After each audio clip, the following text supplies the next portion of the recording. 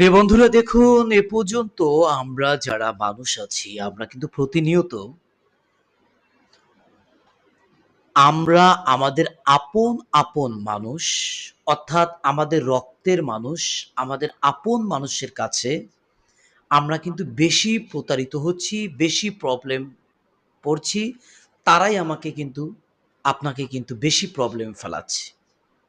এর বাহিরে বহিরাগত কোনো মানুষ কিন্তু আমাদেরকে ততটা বেশি ক্ষতিগ্রস্ত করে না, যতটা করে আমাদের আপন মানুষ। আপন মানুষরাই কিন্তু আমাদের বেশি দুঃখ দেয়। আপন মানুষটাই কিন্তু আমাদের কষ্ট দেয়। আপন মানুষের জন্যই কিন্তু অনেক মানুষ কষ্ট পেয়ে অনেক কিছু করে ফেলে।